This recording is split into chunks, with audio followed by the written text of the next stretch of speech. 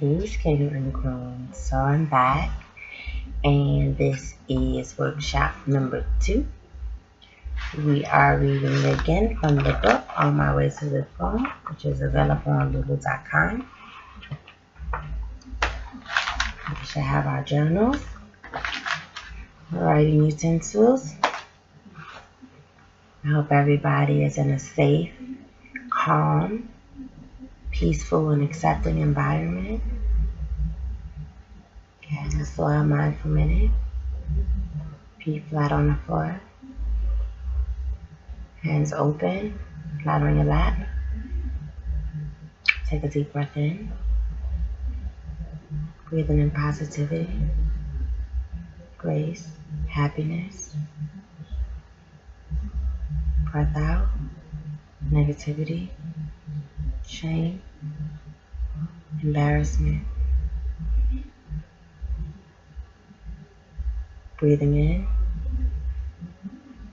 spiritual growth, ambition, strength. Breathe out, judgment, fear, inhibition, lies. Take one more deep breath in.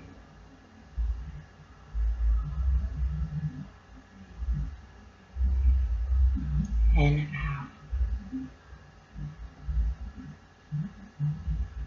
Keep your eyes closed.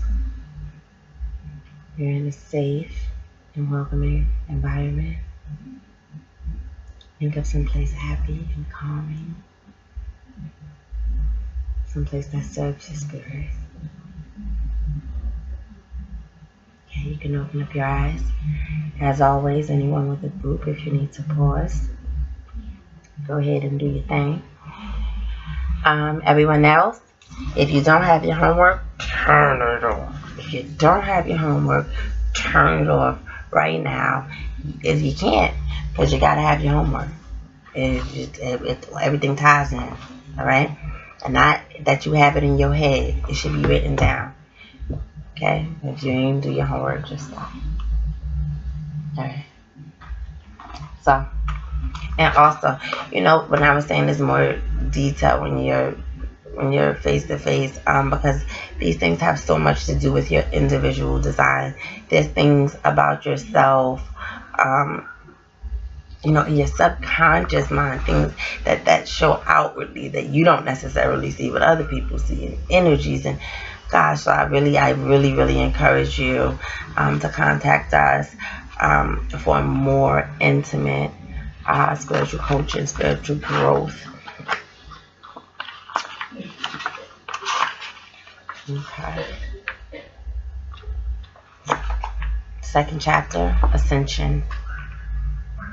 Like many of us, I found myself growing up in repeating cycles of abuse, abandonment, and addiction. I'm a sucker for a good feeling. If you watch my history, you'll find I come from a long line of people seeking a good feeling in this warped world. In this warped world. I am no exception to this. I am no authority on the path anyone should take. I wish to share with you a bit of my journey. If you can take anything from it, then I would feel completely accomplished. I chose my husband at 17 years of age in a crowded lineup of fellow high school dropouts. I had so many insecurities and low self-esteem at the time that there's no wonder why I picked him. He was and will forever be my soulmate. Soulmate being an important character in the challenging of my spirit for the purpose of growth. He magnified my shortcomings. He forced me into truth of myself. Actually, I was not forced. I had choice every step of the way, and I am grateful for the experiences that have led to my development. But it was hard at the time. I can remember calling out to the Most High to either take my love from my husband away or to fix my marriage. I stopped. I started asking that the Most High's will be done and that He shows me the truth. While I was a bit slow with receiving the truth, I doubted whether or not it was really the Most High speaking to me. I used to dare Him to do silly stuff like make the table rock if it's really you. And while the table never rocked, Something always happened to assure confirmation. My eldest daughter, who was 11 at the time, and I were both in the kitchen of our apartment, and she says to me, "Mommy, do you think God gives us tests to see how much we love people?" I answered, "Yes." "Why? Do you think God is testing me?" She answers, "Yes." I asked, "To see how much I love your dad?" She says, "No, to see how much you love yourself." Immediately, I went to the bathroom and dropped to my knees in tears and prayer. That was the last sign I needed. I knew I had to change my life. When I asked my daughter if she remembers this, she has no idea what I'm talking about, which I think is for the best. It's unnatural for a girl to be that much wiser than her mother. I took some pretty bold moves for my freedom. When I say freedom, I mean freedom of my heart and mind. I had to release all I knew. It was those thoughts and lies that held me in bondage. I had to accept the truth for what it was, even if it hurt, even if it made me look stupid. It didn't matter. I went pretty far. I exposed all of my business on Facebook. I don't know if you are, excuse me. I exposed all my business. I don't know if you want to do something like that, but that's the route that was right for me. After being under such a lie for so many years, I just wanted to bathe in truth. I just wanted honesty to surround me. You are probably wondering what lie I'm speaking of. I lied about loving my husband. The truth is, I didn't really love myself. And here's the thing, I probably do love my husband. After all, he has been the giver in my growth and my pain and my children. I mean, of course I love him. But that is not the reason why I stayed with him for so long. It is not the reason why I tolerated so much. And it's not the reason that spirit had to literally kick me out of the situation. The reason was because I had no love for myself. I hadn't been taught it. Throughout my childhood, I was in constant internal battle. Strong faith versus fragile inside. Abandoned without reason or just cause. My father was caught up doing his own thing. A gear shifted in my head one night when, at about 11 p.m., my husband at the time told me he would be on his way home soon. I was excited to see him, and that was rare because by this time, he had already decided that his contribution of respect was sufficient, and I had already declared I couldn't continue in the marriage. Yet, we were still doing married things. I loved him, and I didn't want to leave. This night, I wanted to rest my ear on his heart and listen to his irregular heartbeat. If I must go, at least I could have the sound to remember. 3 a.m. rolled around slowly, and each time I'd hear a car go by with loud music on Sufton Boulevard, I would go running to the window, just like I used to do when my father was expected but never showed. The hurt my mother must have felt peeling off my coat after I fell asleep from waiting. The weight a mother must feel when the man she chose as father to her children turns out to be more harm than good. I comforted that little girl in me that night. I undressed her for the last time, and I kissed her gently. I told her to never wait up again. Who she was waiting for was with her the whole time. I put her to rest for the final time. We will probably all mirror our parents' relationships to some degree, or live a love life that's more about boundaries and control than anything else. In that case, we live in fear that if we lose control, even for a moment, we will slip into a familiar territory and all will be lost. For me, repeating the cycles before my time afforded me a gift. I began to saturate myself in the basic principles of my higher self. I began to seek the guidance of the Most High, and at every turn, He was there, through every venue. He was sending me messages left and right. The one thing I had been so used to for my whole adult life began to feel odd and uncomfortable. I felt out of place, and I could no longer exist. I would soon make a trip from New York to Louisiana. I would end up going across country before I truly committed to making the trip with Finn. Still running. Now I was in a corner, nowhere else to go. I can't see a light shining, so I create one. I'm up late at night listening to gospel music and telling the Most High He is the greatest. I declared that I knew He would see me through this. I chanted it until I believed it. I looked over my daughters' 5 beautiful faces and rubbed my belly full with new life. They had no idea we only had 30 days at this domestic violence shelter.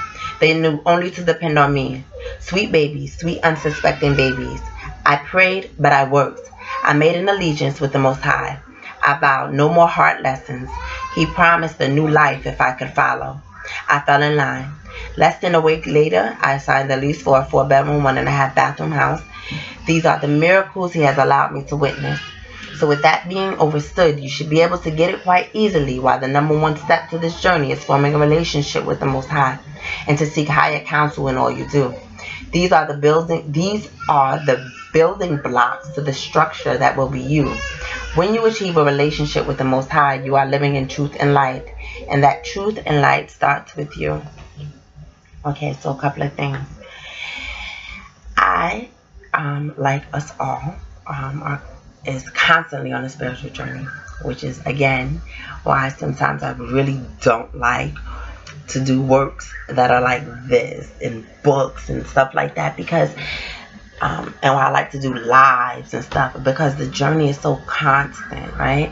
You can always be learning something new. And me, I celebrate every time I get a new epiphany, every time I get a new perspective or learn something new. And at the time that I wrote this book, I had been very uncomfortable with saying God. And I was quite uncomfortable with saying the Most High, but I didn't really know what else to say. And through some work, right, and some research, I found a lady by the name of Kiki Cinza, Cinza, Kikicinza. Check out her channel.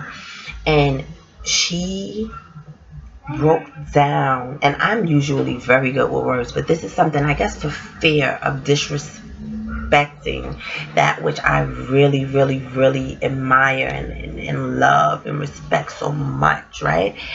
But she really broke down into words for me what I had been feeling. And so I say that to say this. I no longer say the Most High. I no longer say God. I am now comfortable with saying that I believe in an energy that is limitless and boundless, that is awesome, that is self-creating, that created me, that created you. So the idea of God that people have, yes. The idea that you're talking about, yes, I do.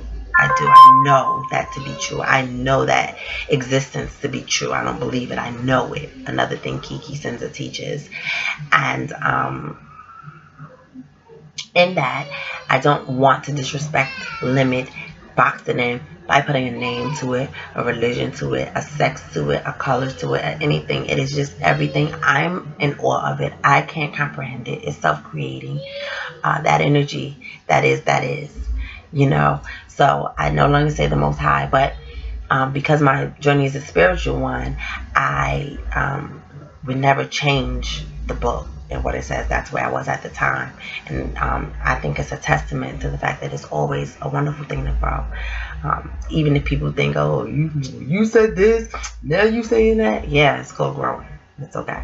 So I'm giving you that too, because you're going to get that as you go on this journey. The people that are around you that may fall off or may stick around, I don't know, because I don't know your personal situation, but you are definitely going to have naysayers. You are going to have people around you that as you begin this work, as you begin to get real with yourself, as you begin to get real with others, as you begin to grow, as you begin to be more spiritually in tune, as you begin to expect more from yourself and more from others, you're going to have people that try to drag you back to that old way of thinking. You're going to have people that try to drag you back to pessimisticness.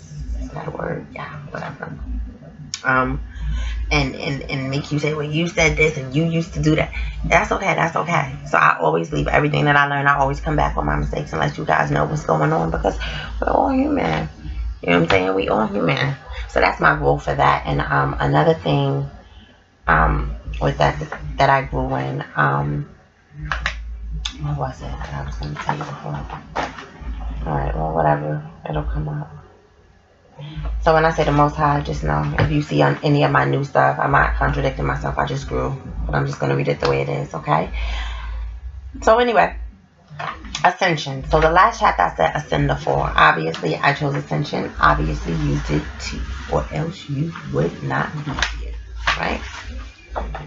So in Ascension, I talked a bit about my relationship with my husband, okay? And I talked a little bit with you about my relationship with my grandfather the week before, and I actually should have used my father. That would have been a much easier comparison, but it's cool because it's all real, so it's all going together. Anyway, when I think about my relationship with my husband, which was very abusive relationship, right? And we abused each other. You know, when you get real with yourself and you overstand the situation, I can see it like that. We abused each other. His abuse was physical and so more easily seen and more intentional than mine was. But nonetheless, we both still did abuse each other. But part of my similarity between my relationship with my grandfather and my relationship with my husband was that I always felt very guilty about being strong in any way. I always felt that I needed to, that a good wife should do this. You know, a good wife should serve this. And that's not to say I was a perfect wife. I wasn't. I'm very messy. I'm very disorganized. You know, I never had like food all over the floor, nothing but clothes. If I get up to get dressed in the morning, oh please, everything gets thrown everywhere. I'm not on time. Sometimes the dinner wouldn't be ready. There was times that he didn't have lunch. Like, you know, my attitudes, I would have attitudes, but you know, we'll get deeper into that because that's deeper than just attitudes, but there'll be more in that. But I'm just thinking from his perspective, because I'm able to understand the situation. I don't want to give the impression that I was some perfect wife, but my intentions were definitely always good and my heart was always in the right place. And so I just wanted to be like this perfect wife. And I noticed that a lot of the things that I was taught from my grandfather came into play with the subservience, the submissiveness, how I felt like I should cater to him, what a good wife was and wasn't, and how uncomfortable I was in exercising any strength. What's going to end up happening is he's going to make me go next door and explain to him I'm trying to do a workshop here. Alright, y'all, sorry. We just have a little bit of theme music, right? Alright.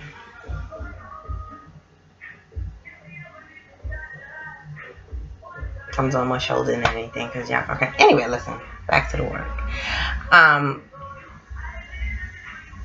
So yeah, so that's a similarity with my grandfather and my husband. And similar to my grandfather, for the most part, my husband was a decent provider for the most part. You know what I mean? We never went without, regardless of how we had to get it. Let's put it that way. You know, it was a comfortable enough life, you know, not luxurious, but we didn't go without too much. So in that way, he was similar to my grandfather as well, right?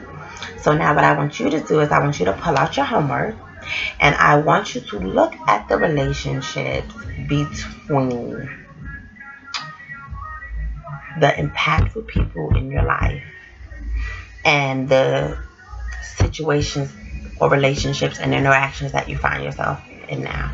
And it doesn't always have to necessarily be with a significant other, like a spouse or a girlfriend or boyfriend. You know, some of your most intimate relationships can be with a sibling. It can be with a child. It can be, you know what I mean? Well, of course, with children, you want to be careful. With parents, you want to be careful because everything's supposed to, you know, be careful how you weigh them scales of respect and guidance and, you know. But point is, it can be any relationship. It doesn't have to be an intimate spousal kind of thing going on here. All right? So I want you to compare. And I wish I was there with you. Hit me up.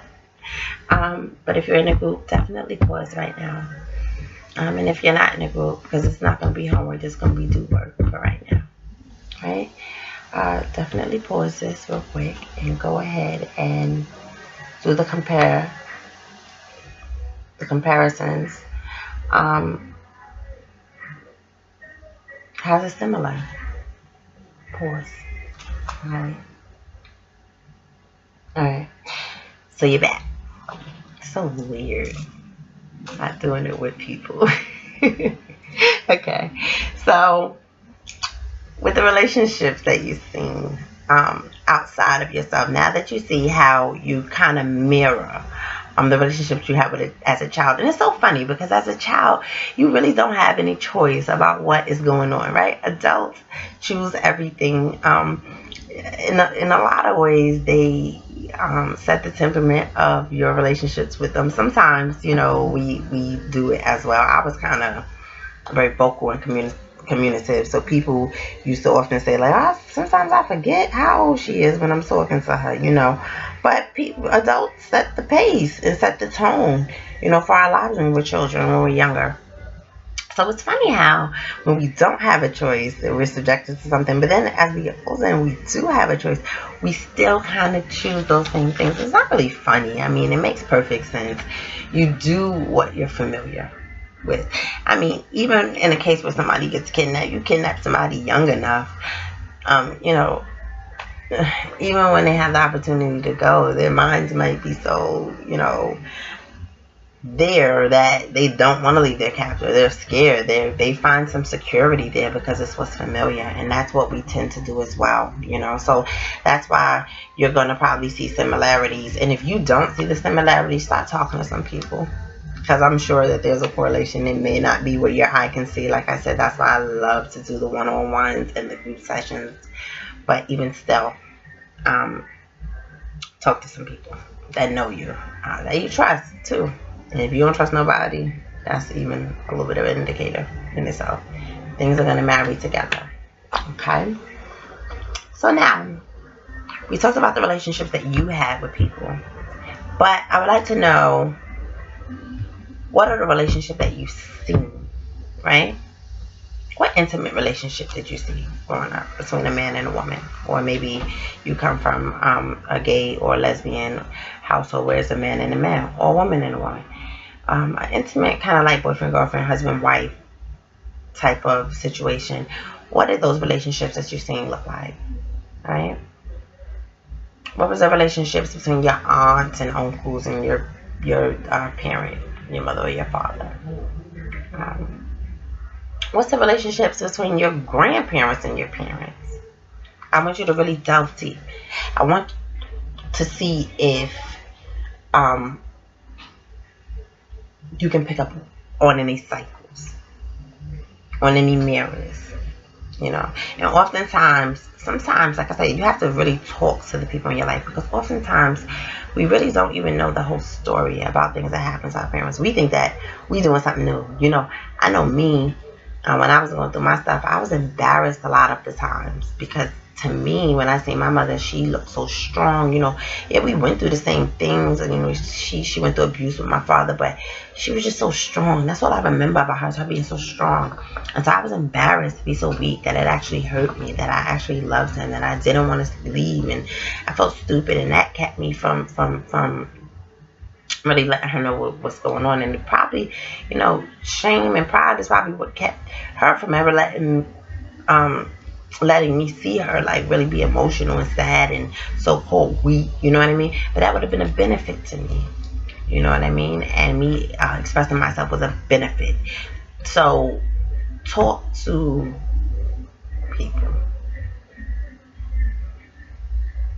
Talk to people. Get to talking. Get inquisitive. I think you would be in awe to see how many of the people before you have gone through the same exact thing as you. And if we just share, and if we get this thing going, guess what? The ones that come after us, they don't have to go through that. And even if they do, we'll be so strong, we can hold them up. It could be a little bit of an easier road, because we all got to live and grow. We're not going to stop our babies from going through everything in the world. But maybe we could be a better cushion if we just share, get to talking to each other, get to overstanding and not just understanding. Get to overstanding of things. Okay? So you're definitely going to have to talk to some people, okay? Those relationships that you're seeing, that intimate relationship, does it look anything like your intimate relationship? And if it doesn't, is that on purpose? Because a lot of times, when we suffer things in childhood and we don't want to repeat what we've seen, sometimes one of our mechanisms is just shutting down emotionally, period. Like, you can't go too far intimately. You understand what I'm saying? Like, that's how you keep control of the situation. right? A lot of us are a lot quicker to allow a man to enter into our bodies than we are to allow him to enter into our hearts and minds. And me too. Me too. I have a huge problem with intimacy, with really sitting down. I know you said, really? Yeah, I can do this. I can stand in front of a room full of people and say everything. I don't care. I can be honest and say my whole story. Yeah. But, you know, there's a challenge. I can do it. But there's a challenge in me sitting across from someone in a very intimate way and really just being fair.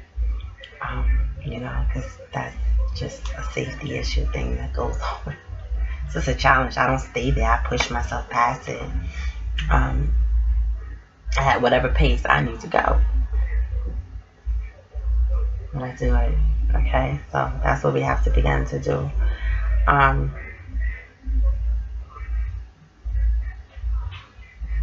To be guarded is just as bad as repeating the cycle. Because either way, you're not really living life. You're not living the full you, your full existence. You're not getting your full experience. It's a cheat. It's a cheat. You're just existing, right? So look at the relationships and see how they look. Talk to some people and see how some cycles are repeating, right? Because in order for us to get to it, and in order for us to get to the solution-based proactivity, we have to know what we're finding a solution for. What's going on? What is this cycle? You know, what's a cycle in your family? You know, men that always cheat, men that don't have jobs, men that are abusive, men that are gamblers, men, you know, whatever. What's the exchange in your family? What's the energy that keeps reciprocating and recycling? And what is it? Gotta really delve deep. Gotta really hit me up for some individual sessions and some group sessions so we can really get to this work, because this makes me so excited. Like, I'm ready to just go grab everybody out the house right now. Like, you understand me? And dig deep. Okay. Hopefully, if you're doing this right, there should have been, and I'm not a fan of should have been, trust me, because it's kept me binded in for many years. Language is something that I'm working on, and when I get to that, I'll make a video about that. I'm always going ahead of myself. I get so excited. Let me stay here for right now. If you are doing this workshop effectively, there would have been a few times through this that you paused to write. It may have been so long that you might have had, especially if you're in a group, you may have had to start the video over. It may so happen sometimes when you're in a group that you don't even get back to me because y'all been talking so long. As long as everybody is getting something out of that, I say yes, keep going. This could take however long you need it to take. If you need to do this for a year, fine, do it. Break it up however you need to break it up. Make sure you delve deep, right? And if you're diving deep and you're in a group, like I said, there will be times where you can't even get back to this part because y'all have started sharing and getting into it about getting into this work. Okay, and really giving each other that work and really pushing each other to go past that primitive part, to go past understanding and to begin to overstand the situation, okay, which is yours. Okay, so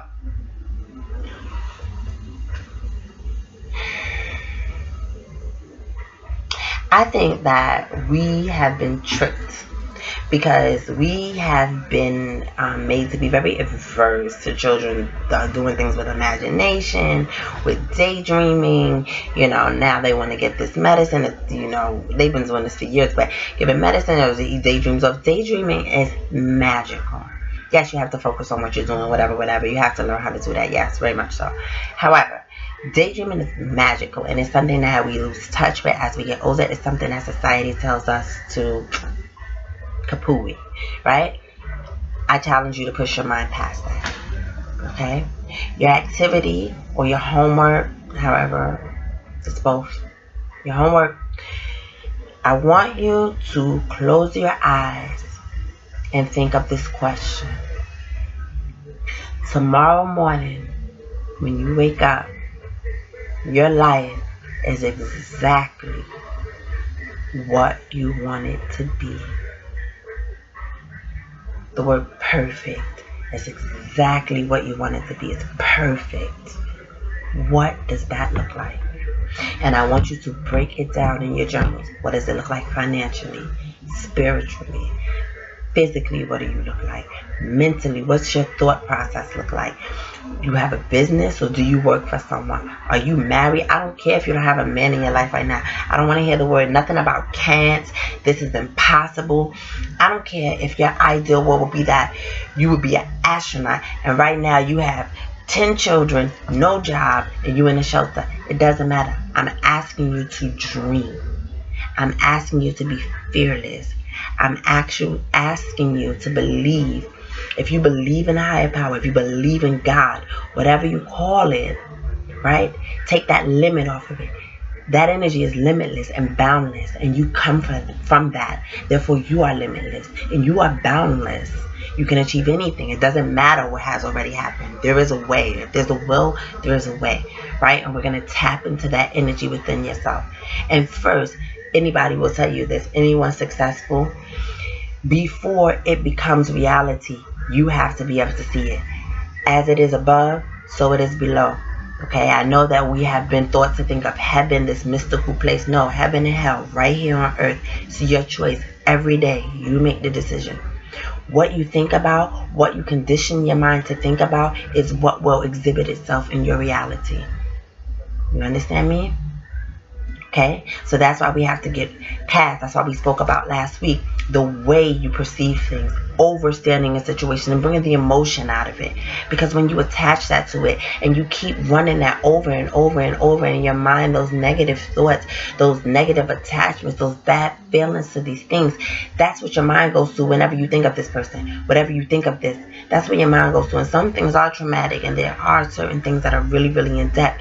But if it's one thing that you have control over, it's your mind and how you perceive a thing and how you use a thing. It could be the worst thing, but if you take it and make it something positive, nobody can ever take that away from you. That's how you laugh at your enemies. That's how you laugh at those that wanted to see you fail. That's how you laugh at those that threw blocks in the road when you were trying to go. You control it. Nothing exists outside of yourself. So be free in that movement and daydream and write your perfect situation, your ideal situation, anything that it could be. Okay? All right. I love you guys. I can't wait until I'm face to face with you guys. Okay? Hit me up. Solution-based proactivity as always. I love you guys. See you next time.